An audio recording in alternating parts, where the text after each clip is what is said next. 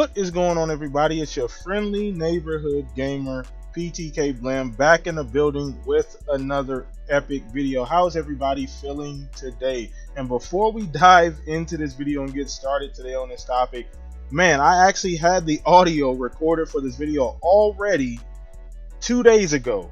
Didn't upload it. Sony dropped some new information yesterday, and I had to scrap that audio and redo the audio over. So I am redoing this video over. But shout out to everybody who comes out, supports the channel, who comes out, supports the videos. You guys have been amazing lately. Let's keep the support going, man. Once again, the Shop Podcast live every Saturday. Got amazing panel this Saturday live at 6 p.m.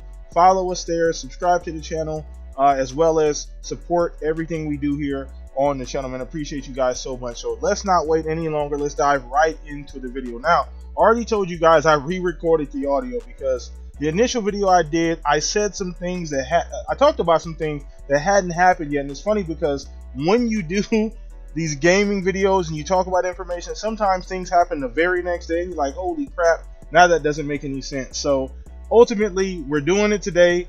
Not a big deal, but I did want to talk about things that are going on with PS5's launch. Now, I don't want this video to seem like I'm ragging on PlayStation in any way, shape, or form. And matter of fact, I don't think anything is going to be wrong with Sony going forward, but there's definitely some differences this time around, the way this generation has started as opposed to how things have gone the previous 7 years. Now, let's start from the beginning. Obviously, Sony was the console leader coming out of this generation. There's no way you can make an argument. They sold by far the most consoles. They had by far the most successful games when it comes to exclusives, things like that. So, I mean, Xbox did as best as they could. They did a phenomenal job, actually, recovering from the horrible start they got in 2013. But the one thing I've noticed about this generation is that Sony's gotten off to a very, very, very un-Sony-like sluggish start. Now, I'm going to highlight a couple things. One, the biggest thing this time around that's different is going to be narrative, okay? If you remember, Xbox kind of buried themselves in a hole to start the generation with the DRM, the Connect being $100 more, can't share games, all these different things. They were swimming uphill on top of Don Matrix, essentially throwing the entire Xbox brand under the bus, saying if you want an online console, we got one for you called 360. Yes, that bullshit essentially set them back an entire generation.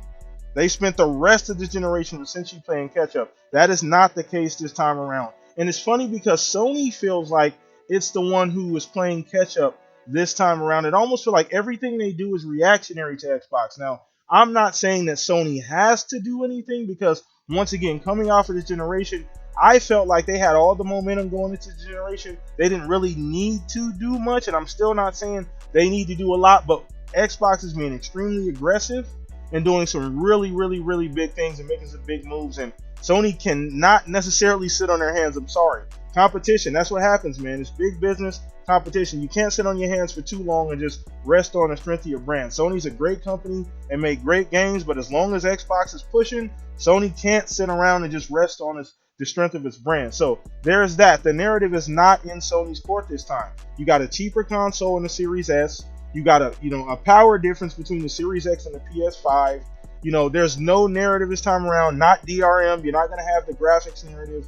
You're not going to have any of that. The only thing that people still hang their hat on essentially is the game, exclusive things like that. But we've seen with the acquisitions, all these studios, those are coming. They've invested heavily in that, and those investments are going to show fruit here soon. So you can't even really hang your argument on that. So it's kind of odd to see Sony, or feel like Sony's kind of playing the catch-up role this time around. The second thing has been transparency, and Sony's messaging has not been so well. They haven't been 100% transparent. We've seen the issue with the crossplay, and then they put out the statement saying that they were essentially focusing on, this is Jim Ryan saying they're essentially focusing on PS5 next gen things, and that's what their focus is going to be on, and turn around and have games that are going to be cross-platform. We're looking at God of War coming up in 2021. Some people are wondering if that's going to be PS5 only. I assume it is because of how big and important of a game it is, but you never know. And that's one thing that Sony's been a little shaky about. Then visibility. I know they recently did the teardown for the PS5 as of yesterday. Matter of fact, I'll put that link in the description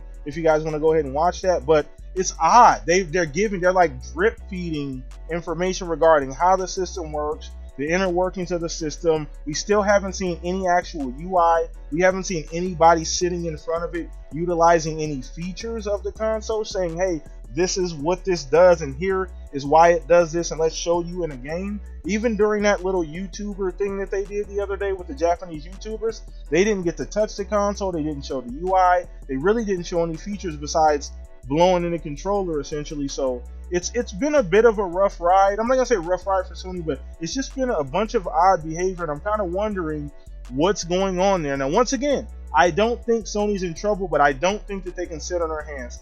Xbox is making moves, and they got a lot planned. Xbox is doing some things, and as of today, it is the 8th. They got a lot lined up tomorrow, so you never know. But once again, everybody, I don't want to make this too long-winded. Let me know what you guys think of what I talked about as far as Sony and some of the odd things they've done to start this generation off, considering that they were by far the console leader and had the edge going into the generation. They had all the momentum. Let me know in the comment section what you guys think about that. Once again, come out, show support for the videos. You guys have been fucking amazing, man. You guys have been awesome. So thank you so much for that. More big things on the way. Once again, Shop Podcast Live this Saturday, man. Come check us out. Subscribe to the channel. You guys enjoy the rest of your day. Peace out.